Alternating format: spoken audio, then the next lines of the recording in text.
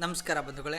ಮಾನ್ಯ ಡಿ.ವಿ.ಜಿಯವರ ಮಂಕುತಿಮ್ಮನ ಕಗ್ಗದ ದಿನಕ್ಕೊಂದು ಕಗ್ಗ ಸರಳ ತಾತ್ಪರ್ಯದೊಂದಿಗೆ ನಾನು ನಿಮ್ಮೊಂದಿಗೆ ಕರುಣಾಕರ ಬಳಕೂರು. ಇಂದಿನ ಕಗ್ಗ ಧರೆಯ ಬದುಕು ಏನು ಅದರ ಗುರಿಯೇನು ಫಲವೇನು, ಧರೆಯ ಬದುಕು ಏನು ಅದರ ಗುರಿಯೇನು ಫಲವೇನು, ಬರಿ ಬಳಸು ಬಡಿದಾಟ ಬರಿ ಪರಿಭ್ರಮಣೆ, ಬರಿ ಬಳಸು ಬಡಿದಾಟ ಬರಿ ಪರಿಭ್ರಮಣೆ, ತಿರುಗಿ ಹೊಟ್ಟೆ ಹೊರಕೊಳ್ಳುವ ಮೃಗ ಕಗಕ್ಕಿಂತ, ತಿರುಗಿ ಹೊಟ್ಟೆ ಹೊರಕೊಳ್ಳುವ ಮೃಗ ಕಗಕ್ಕಿಂತ ನರನು ಸಾಧಿಪುದು ಏನು, ನರನು ಸಾಧಿಪುದು ಏನು ಮಂಕುತಿಮ್ಮ. ಬಂಧುಗಳೇ, ನಾವೆಲ್ಲರೂ ಈ ಜಗತ್ತಿನಲ್ಲಿ ಸಹಸ್ರಾರು ಜೀವಿಗಳಂತೆ ಜನ್ಮವನ್ನು ತಾಳಿದ್ದೇವೆ. ಈ ಜನ್ಮ ತಾಳುವುದರ ಹಿಂದೆ ಒಂದು ಉದ್ದೇಶ ಇದೆ, ಒಂದು ಗುರಿ ಇದೆ. ಯಾಕಂದರೆ ನಾವು ಹುಟ್ಟಿರುವ ಕಾರಣ ಏನೋ ಒಂದು ನಮ್ಮಿಂದ ಈ ಜಗತ್ತು ನಿರೀಕ್ಷೆ ಮಾಡ್ತಾ ಇದೆ. ಆ ನಿರೀಕ್ಷೆಯಂತೆ ನಾವು ಬದುಕಿ ನಮ್ಮ ಬದುಕಿಗೆ ಒಂದು ಸಾರ್ಥಕ್ಯವನ್ನು ಕೊಡಬೇಕು ಅನ್ನುವುದು ಇಲ್ಲಿ ಮುಖ್ಯವಾಗಿ ನಾವಿಲ್ಲಿ ಗಮನಿಸಬೇಕಾಗ್ತದೆ. ಆದರೆ ಜನ್ಮವನ್ನು ತಳೆದ ಕಾರಣ ಈ ಜಗತ್ತಿನಲ್ಲಿ ಬದುಕಿನ ಉದ್ದೇಶವೇನು ಅಥವಾ ಪ್ರಯೋಜನಗಳೇನು ಅನ್ನೋದು ಕೂಡ ಇಲ್ಲಿ ನಾವು ವಿಮರ್ಶೆ ಮಾಡಿಕೊಳ್ಬೇಕು.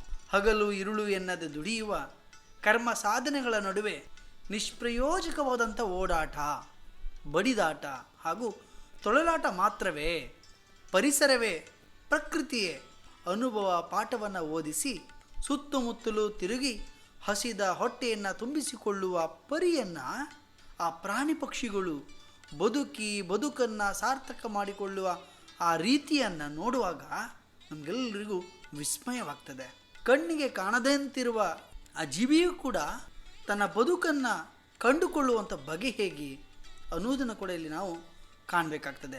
ಈ ನಡುವೆ ಇವುಗಳಿಗಿಂತ ನರ ಅಂದರೆ ಇಲ್ಲಿ ಮನುಷ್ಯ ಅಂದರೆ ನಾವು ನೀವೆಲ್ಲರೂ ಕೂಡ ಹೆಚ್ಚಿನದ್ದೇನಾದರೂ ಸಾಧಿಸುತ್ತಾನೆಯೋ ಎಂಬ ಪ್ರಶ್ನೆ ನಿಮಗೆಲ್ಲರಿಗೂ ಕೇಳ್ತಾ ಇದ್ದಾರೆ ಗುಂಡಪ್ಪನವರು. ಆ ಬದುಕನ್ನು ವಿಸ್ತಾರ ಮಾಡಿಕೊಳ್ಳುವುದರ ಮೂಲಕ ಮಾನವ ಜನ್ಮ ದೊಡ್ಡದು, ಹಾಳು ಮಾಡಬೇಡಿ ಹುಚ್ಚಪ್ಪಗಳಿರ ಎಂಬ ಮಾತನ್ನು ಈ ಮನುಷ್ಯ ಎಲ್ಲೋ ಮರೆತ ಆಗಿದೆ.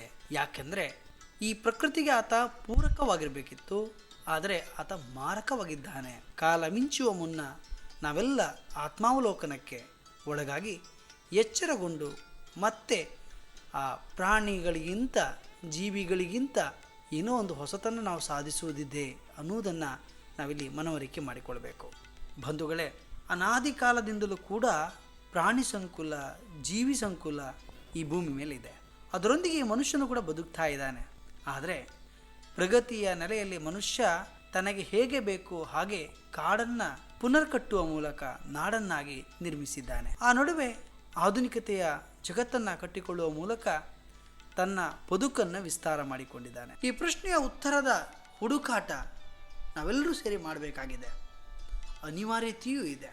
ಹಾಗಾಗಿ ಬನ್ನಿ, ಹೊಸ ಬದುಕಿಗೆ ಅರ್ಥ ಕೊಡುವ ನೆಲೆಯಲ್ಲಿ ಆ ಹುಡುಕಾಟದಲ್ಲಿ ನಾವೆಲ್ಲರೂ ಮುನ್ನಡೆಯೋಣ.